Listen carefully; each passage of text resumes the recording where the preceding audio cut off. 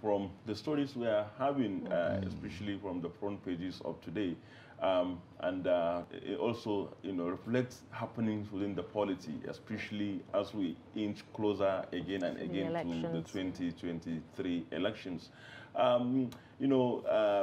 This unending crisis in the PDP, for example, as reflected in today's front page of this morning, where the two sides are on extreme ends. Wike is saying that Ayu should be removed. Do you see Atiku, for example, sacrificing Ayu to compensate for Wike or to compensate Wike? Well, before I answer that, I think you guys just said today is your 1-year anniversary. So I think congratulations are in order. Thank you very much. Trust Television is going places within just 12 months. I think it's making inroads. And so congratulations to all of you. Thank you and I see some of us have greater skills, apart from writing, also talk. Well, yes, so we are trying to manage the transition. so I think congratulations are in order. To all of us, yes, exactly. to all of us. Yes, Thank you. Yes. So now, coming back to issues in the polity, and especially what's going on in the PDP, People's Democratic Party, and the unending tango between Wike on one hand, and of course Atiku, and well, whether Ayu will be a sacrificial lamb or not, I think it's just a matter of time. And I think if Wike were to look at it dispassionately, you can understand the anger and the hurt on the part of Wike, and why he thinks he is looking for a fall guy. Because it's untenable that the PDP will maintain the structure. Normally when you have a presidential candidate from the same political zone, if you like, or region, with the party chairman, at the end of it, when they go to the polls, and especially if they win, they triumph, the national chairman will have to be from somewhere else. It has happened. It has always been the tradition. I can give you instances. You understand? But you look at it now, for Wike to insist that Ayu must go. I think Wike wants to flex muscles to see that he controls, he has the PDP by the jugular. And to a large extent, he has. He has been solely responsible when a lot of people left the party. And this is sentiment I share with him. But you see, in politics, sometimes, like they say, it's all like, they say he who pays the piper actually dictates the tune. He has been paying the piper until suddenly the owners of the party, and they are owners of the party. And incidentally, Wike is not one of those owners of the party. Oh, really? Yes, those who formed the party. You understand? From 1998, just like some people have this grand illusion about owning Nigeria. There are people who think they actually own Nigeria. They have this larger than life, they have this exaggerated, if you like, thought about they have more stake, and they have played critical roles in the evolution of Nigeria to what it is today, for good or for bad. You understand? And if you go, the Nigerian history. So coming back to this issue, I think Wike should tarry a while. This is my own understanding. Tarry a while. Ayu would definitely have to go at the appropriate time. That is if the the PDP triumphs at the general polls. But going by what's going on now in the party, if you like, the internal crisis bedeviling the party, chances are that if Wike continues to push this narrative, he may end up losing both ends of the stake, at both ends, because he will soon run. The more he pushes this narrative of being hurt, of being betrayed, of being, if you like, even sabotage, throwing that in all directions. Politics is about bridge building.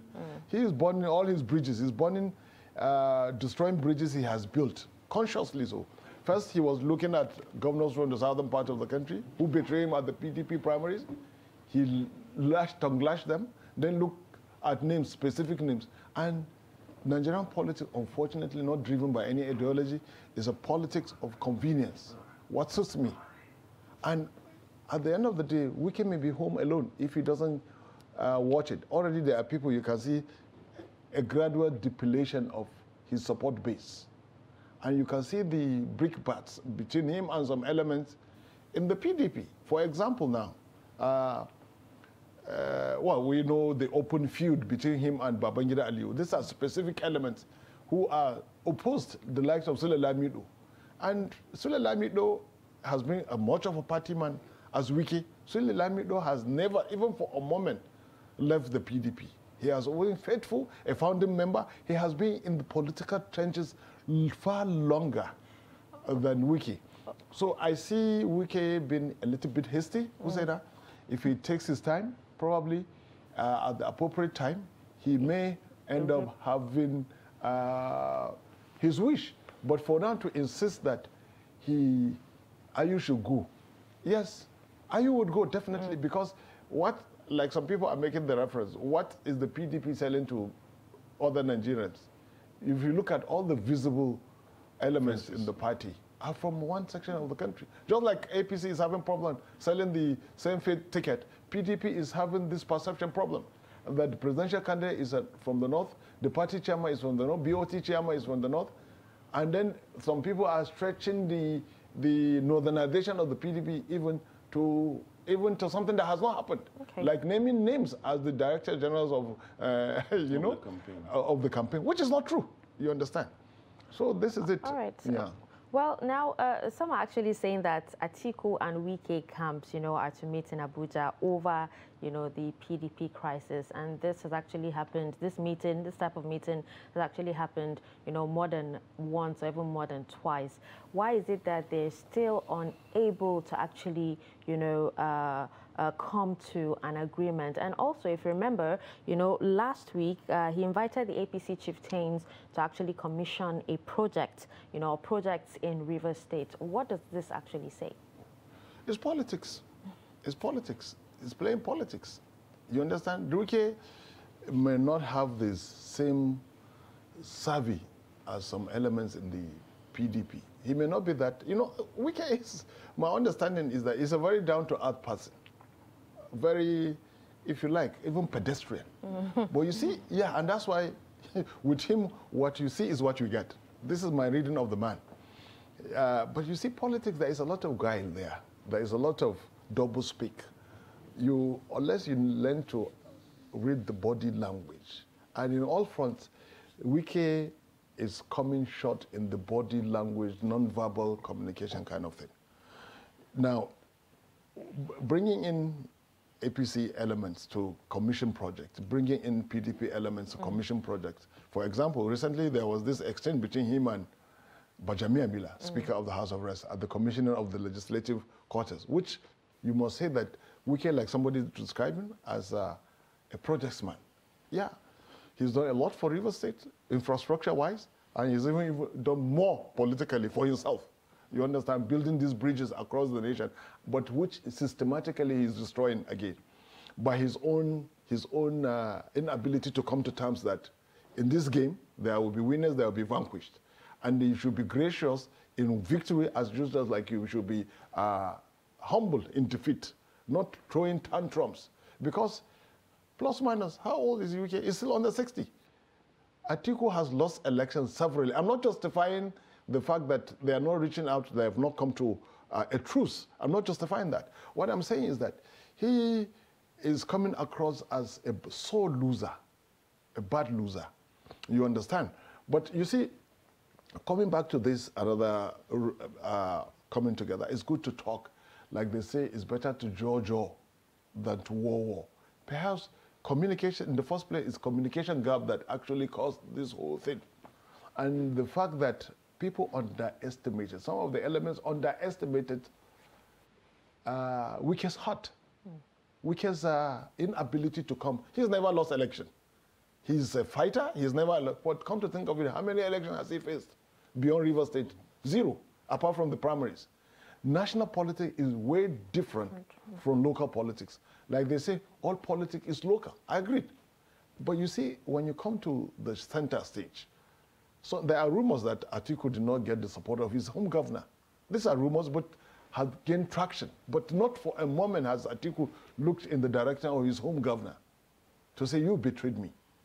Because this is politics. It's a clock and dagger game.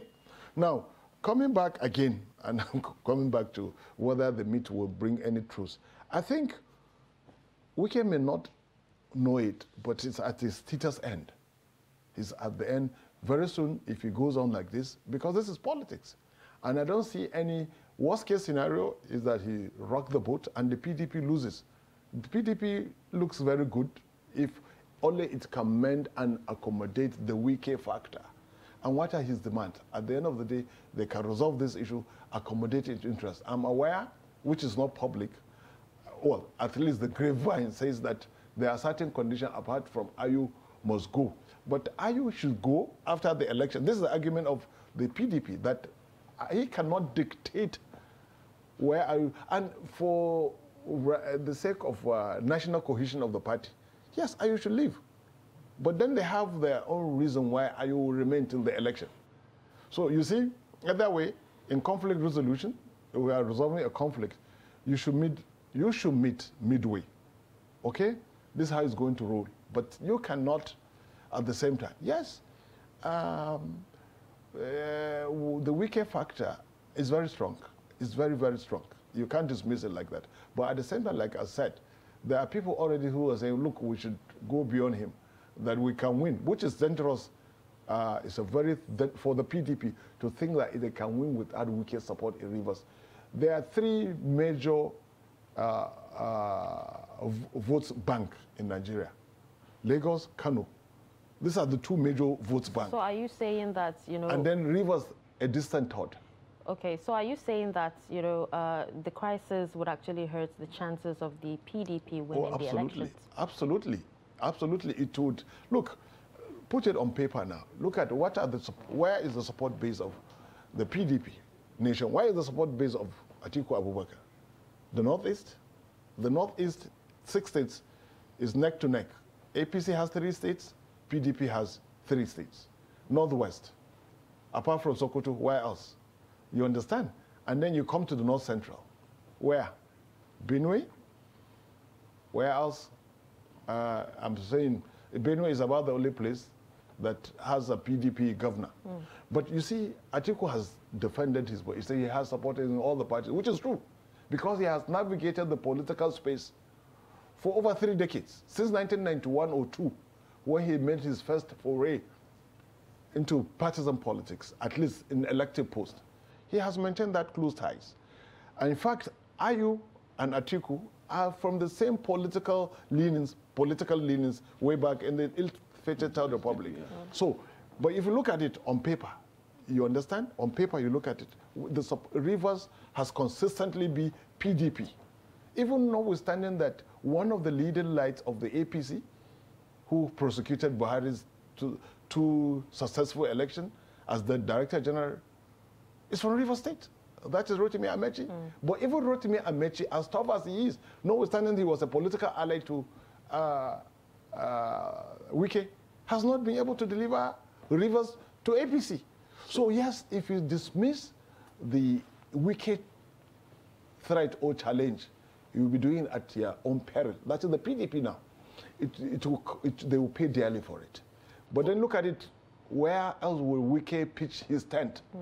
That's the big question. That's the big question. And yes. Of course, despite all the romance with the PDP and APC politicians last week, it still remains a puzzle if he will take the plunge. Yes. But then, what a point you made about PDP's traditional support base, give rise to this puzzle in my mind. Like, how do you see the impact, or should I say effect, of the very swaying movement of Peter Obi in these areas that are otherwise, hitherto traditional support base of the PDP? Will it affect, how much will it affect the PDP? Especially perhaps when you say the Southeast, for example. The South has been very faithful to the PDP all these years. It has been very faithful to the PDP. And now suddenly the PDP has not been as faithful to the Southeast, especially in the zoning or allocation or distribution of elected posts. And the APC and the PDP is hot. But look at who are the leading lights in the Southeast? They're still in the PDP. Innamani, Ikiromadu, notwithstanding his legal battles in faraway UK. UK. And then this other gentleman that was the PDP Senate president who ran for IM. These are the leading lights. These are the heavyweight of the Southeast politics. Where are they now? Are they in Labour Party? They're still in PDP. Now, Imamani only last week said, look, yes, Obi is from, but then he's in PDP. Now, the Obi challenge, the Labour Party challenge, or the Obi challenge, look at, yes, young people now. This is where you say young people, they are the ones romanticizing Peter Obi, romanticizing the Labour Party. And it's understandable so. And look, we cannot just dismiss that challenge. Young people elsewhere, they're responsible for change, political change that's happening elsewhere. In Ukraine, the Orange Revolution was caused mainly by young people. The Arab Spring was fueled and fired by young people. You understand? Even in France, when Macron formed his party and upset the big weights there, Le Pen and others, you understand, it was fired by, way back, even Obama actually used the Twitter to mobilize young people. Now, and that's why perhaps people are saying that maybe there is a renaissance or there is this upsurge or this excitement about Peter Obi by young people. And these young people, where are they? They are on social media, on cyberspace, on Twitter, and they articulate young and very brash. And this, if you have supporters like this, God help you at the polls. Because already they're antagonizing a lot of people, level-headed people, individuals. So how do I see that? How do I see him making impact? Yes, you make some impact in cyberspace. Because there are no polling units in cyberspace, social media. Most of the people argue rightly. And at crunch time, the old guard will rein in these young people. It has happened before. Elsewhere, when there was a referendum for Ireland to exit from the UK, until the old people rallied round. At the time, these young people, they have no consequence. They have no sense of history. You understand? The old guard rallied around and said, look, we're not going to exit from the UK. And this is how the referendum nearly, it was a close call. So I see that happening, unless, of course, there is some kind of a rebirth on the part of Wike. No, not Wike, I beg your pardon, Obi. You see, what's happening now here is that Obi's antecedents, he has ruffled a lot of feathers across the Niger. His political trajectory, he may have sound ideas, very sound ideas. He has specific ideas about the economy, about how to save cost, very good. But let me tell you this, once former head of state, military head of state, General Babangida, was asked this question. I'm trying to recall the exact period when he said, look, government is not about saving money. It's about making life easy for the citizens. You understand? But you see, also government is not about waste. So there's a difference between waste and saving money. And the Nigerian government has a history of waste and so much leakages. Obi has specific ideas how to pluck this waste on paper. Okay. And we've been bamboozled by people speaking so grandly. But at the level of delivery, they spoke big, planned big, but deliver at the height of a pygmy. And unfortunately, in a way, Peter Obi, with his grandiose, lofty vision he's sketching all the time, maybe to the unwary, to the uninitiated, to the young people, because they don't know anything else, that may appeal to them. But at crunch time, you see what's likely to happen. Okay, now earlier you talked about, the crisis in the PDP, if not settled, taking a toll, during the elections, on the party. Even the APC is not without, its own crisis as well. So, with, both crises, fueling both major parties, that's the PDP and the APC, do you see a third force? I don't know which of, the parties, but do you see a third force, having an edge over these two political parties? Because if you're talking about the APC right now, there's actually, you know, a lot of anger, you know, mostly at the fact that, you know, the APC chairman has refused to refund money for the nomination forms. This is actually what is trending right about now. Well, let me just say, you see, conflicts are inevitable in any thriving organization. This is a fact. But how do you resolve that conflict is what matters. Conflicts are inevitable. They are unavoidable so long the system is thriving, is alive and kicking. Where there is zero conflict, it's a dead place.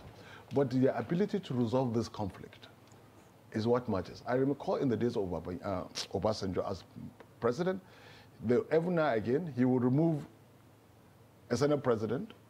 At his behest, he will be removed. Then they will say it's a family crisis, it's a family affair, it will be resolved. And it will be accommodated. They have this amazing capacity, almost inelastic capacity to accommodate various interests. Does the APC have that? If it does, then this will be a thing of the past. But look at it critically. The APC is the architect of its own problems. The political leadership, the political, the chairman of the party, actually, if you like, is the elephant in the room. From the time he was appointed chairman of the Reconciliation Committee before he became chairman. At that moment, from that moment, his first utterance was that there was not going to be any rotation. If you recall, he addressed the president, said, look, he does not believe in rotation. And he walked that talk when he eventually became the chairman. How would someone with such known position, he walked that talk up to the time of the primaries? That's how the likes of Amelon were drafted into the race. And in fact, somehow shoved down the truth of Nigerians, and at least APC elements, that look, he is the chosen preferred, what's the name? Consensus candidate. Until the likes of the governors, actually, well, credit is given to the governors, but you must also give it to Tinubu. He had anticipated that. And if you remember, days before that, the Abeokuta outburst. Abeokuta speech. Yeah, it was an outburst. Yeah. And look, he said, and then look at the response of the APC chairman at the time, that people who spoke ill of the president will be punished. Yeah. So you expect now there is Tinubu emerge against the wishes of the APC apparatchik. Against the wishes. Tinubu is the man who people said defeated number 2 in the primaries, defeated number 3, and others, let me use this very word in social media, wannabes, in the race to emerge top. And his victory was foretold because the APC all along had not been able to build the kind of influence, I mean the national leader of the party. That's the president. But you see, even at that, Tinubu was really revered as the national leader. The first time. Normally the party, the governor or the president is the leader, party's leader. But somehow, Tinubu found a way of being addressed as the party leader. It shows you that he's the real McCoy. He's the guy, the go-to guy. So how do you see reconciliation happening now with the elephant in the room, that is the party chairman? But that's aside. Yes, given Tinubu's ability to weaver, to meander, you must give it to Tinubu. Perhaps without Tinubu's influence, probably Buhari would never have been president. Of course, Buhari was a bankable project. He has consistently have 10, 11 million votes. So all he needed was a few millions from across the Niger, and then the mandatory 25%. And Tinubu came in, and even the influence on Tinubu, you could see that the difference wasn't that much, but it was said that Tinubu persuaded a skeptical elite deploying his media empire and a consortium of PR specialists. They now rebranded Buhari. We've not forgotten so soon.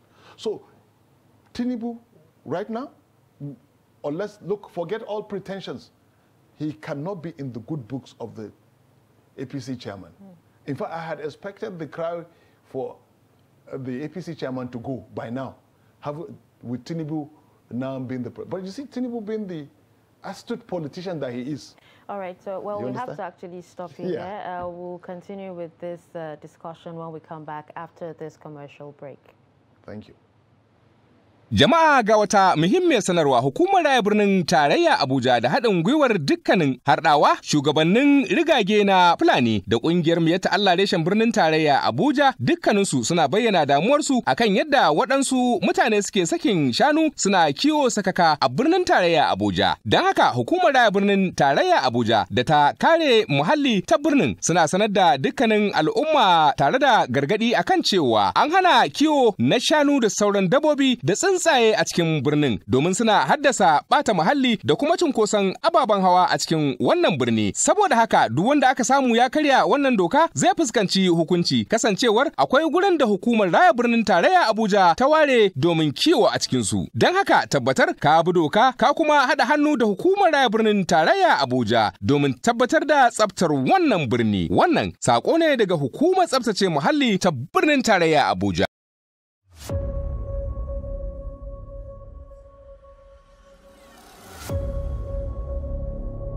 With me today is the Governor of Kano State, His Excellency Dr. Umar Abdullahi Ganduji. First of all, I have to congratulate you, the Media Trust, that has given birth to the Daily Trust. And now the Media Trust is giving another birth to Trust TV. My guest today is the Executive Governor of Plateau State, His Excellency Simon Bako Lalong. Thank you very much, and also opportunity, and I congratulate you for introducing the television because Daily Trust has always been my people. Thank you very much, Your Excellency. Thank you.